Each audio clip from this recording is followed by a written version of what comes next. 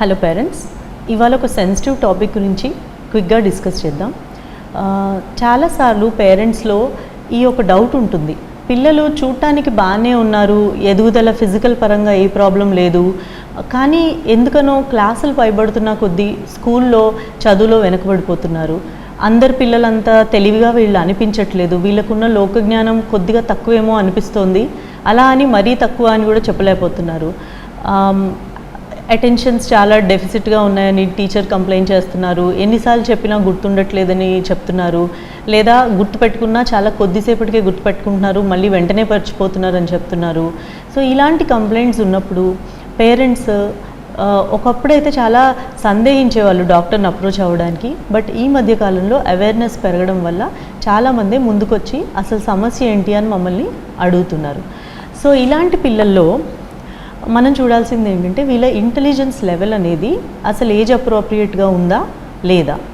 So ఒకసారి మనం intelligence అంటే అసలు ఒక నార్మల్ లెవెల్లో డిస్కస్ చేయాలంటే ఒక మనిషిని కలిసిన తర్వాత లేకపోతే ఒక మనిషితో మాట్లాడిన తర్వాత వీడు చాలా క్లెవర్ లేకపోతే వీడు చాలా ఇంటెలిజెంట్ అని ఎందుకని అంటాం అంటే వాళ్ళు మనకి చూపిస్తున్న వాళ్ళ నాలెడ్జ్ బట్టి ఒకటి, వాళ్ళ ప్లానింగ్ జడ్జ్మెంట్ స్కిల్స్ బట్టి ఒకటి, వాళ్ళ ప్రాబ్లమ్ సాల్వింగ్ కెపాసిటీ బట్టి, వాళ్ళ అకాడమిక్ పర్ఫార్మెన్స్ బట్టి, ఇలా కొన్ని బేస్ చేసుకుని మనం వీళ్ళు క్లెవర్ చాలా, వీళ్ళు అంత కాదేమో అన్న ఒక నిర్ణయానికి నార్మల్గా రావడం జరుగుతుంది.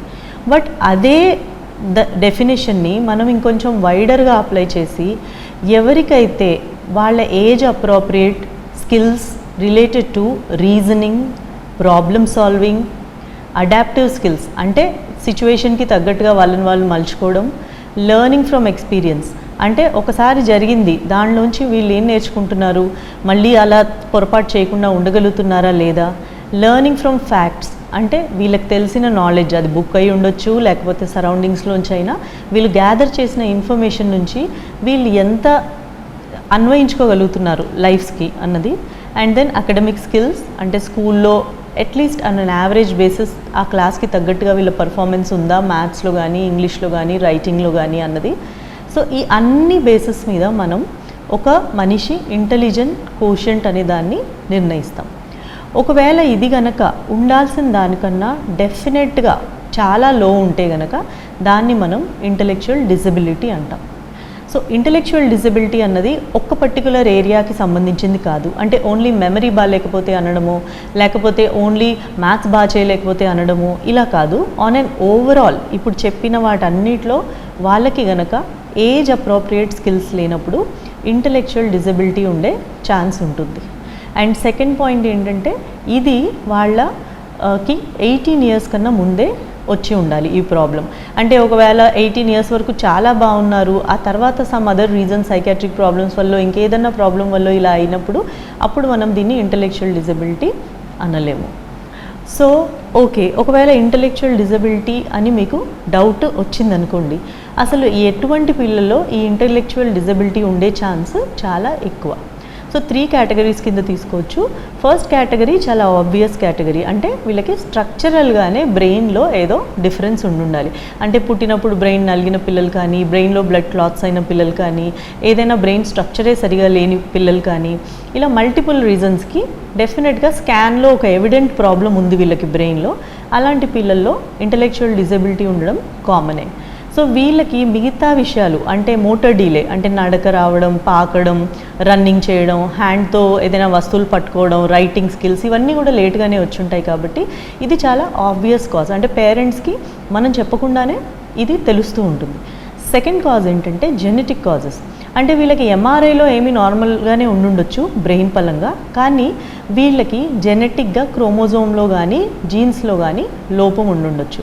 సో చాలాసార్లు ఫేషియల్ డిస్మార్ఫిజమ్స్ అంటాం, అంటే ఫేస్ చూడగానే మనకి ఏదో డిఫరెంట్గా ఉన్నారు ఈ పిల్లలు మిగతా పిల్లల కన్నా అన్నది క్లియర్గా తెలిసిపోతూ ఉంటుంది. సో ఇలాంటి కాజెస్లో కూడా ఇంటెలెక్చువల్ డిజబిలిటీ చాలా ఫ్రీక్వెంట్గానే చూస్తూ ఉంటాం. అండ్ థర్డ్ మెయిన్ కేటగిరీ ఇప్పుడు యాక్చువల్ డిస్కషన్ ఆఫ్ టుడేస్, ఇవేవీ లేకుండా అంటే చూడడానికి కంప్లీట్గా వీళ్ళు నార్మల్గానే ఉన్నారు, ఫిజికల్గా వీళ్ళకి ఎలాంటి ప్రాబ్లం లేదు, నడక అవన్నీ టైంకే వచ్చాయి.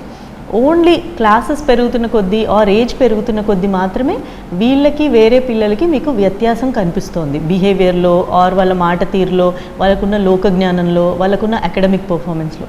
ఇది ముఖ్యమైన గ్రూప్, ఎందుకంటే మిస్ అయ్యేది ఈ కేసులే కాబట్టి.